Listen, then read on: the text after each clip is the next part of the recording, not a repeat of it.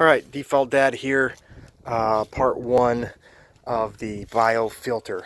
I'm going to show you some parts and pieces that I got going on. I actually built this at the end of the summer last year and had it running all winter, and it's just now time for me to clean it. It just was getting a little green and nasty looking, but just kind of give you a heads up what's going on. I'm going to do a rebuild as I put it back together, as I've cleaned it, and show you what I did. Hopefully you can see my pool's getting a little green and a little nasty, and we're going to clean it up here in the spring right before summertime. So just be ready. First thing I want to show you is part of what I did here. Basically I took the existing pump that was on the pool and I am running it backwards. Right now it's hooked up forwards because I just sucked all the water out of it, but I'm running it backwards whenever I hook everything back up to push water into the filter and down through. I made a little PVC tornado here at the bottom. You can kind of see it's got some L's, some elbows, so the water will shoot out and spin as it comes through. I got a little cage in there to keep the rocks out that I'm using for my media, and it's covered by a laundry basket. This whole setup probably cost me less than $50 with everything that I already had. Not too bad to only have to change it out maybe once or twice a year, keep it clean. But there's the first part. I've got that set down at the bottom. Right here it runs up the L, and I've got a fitting here that connects the PVC pipe through here, and this actually connects to the pump right there. Good tight fit. And I'll show you this goes down to the filter in just a minute. Alright, so I got it hooked back up. Basically what happens is I've got two intakes. There's one right there. There's one right here. This one goes down farther into the pool, take it from about the middle. They come out right here. They come together to a connection that goes around to here, and that sucks through the actual pump filter that came with the pool. There's nothing inside that right now.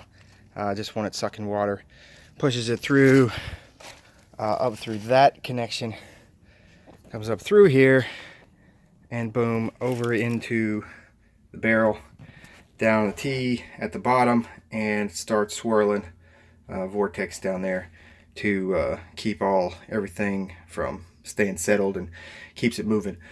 When I fill this up, it'll have the lava rock at the bottom, which is my biofilter media there, and then I layer it with a bunch of sponges. They're all still good. I just cleaned them off. They look, I don't think I'm gonna have to replace any of them. The only thing I'm gonna have to replace is this filter. Bought it from Walmart. It's pretty nasty, but it cost me literally like $3 to buy one, so I'm gonna go buy a new one of those to add in there also to help out.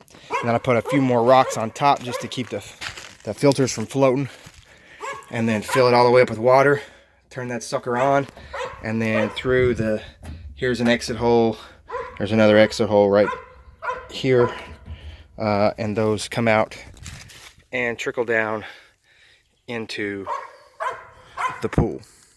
So that's how it works. I'll come back in just a minute when I get it all fixed up and going again. Okay, lava rock is in. Earlier I said I pretty much spent little to nothing on this project. I had most of the PVC pipe laying around. Obviously I already had the pool and the pump. About the only thing I bought were the filters and the sponges and all that stuff. Everything else I had laying around. The lava rock I actually got from my father-in-law. He had laying around. He's had several bags of it laying around for a couple years, so I asked him if I could have a couple, and he said sure. So a couple dollars a bag of those anyway. Still saving you a lot of money to go this route. So there's the lava rock in, just covering the laundry basket that I got in there, and now I'll put the filters in and come back in a minute. Okay, here we go. Got all the sponges in there. I went ahead and just put those in. I didn't put the Walmart filter back in. I just went ahead and did without that. I'm gonna try to see if that really makes a difference this time. Worst case scenario, I can just buy some more of these sponges because they're really cheap, and I don't have to replace them. That one kind of fell apart as I cut it and tore it up. So anyway, I'm gonna try to fill us back up.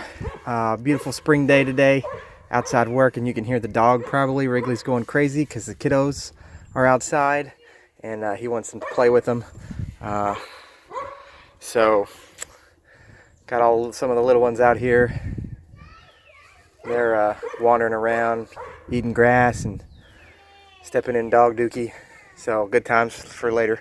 I'm gonna put a few more lava rock on top of this, and then I'll fill it back up with water and get it running, and then I'll show you guys. Say hi, Grady. There's a little Grady man. He's out here falling in the leaves and getting dirty, messing stuff up. Yep. As I fill up just filling her up here.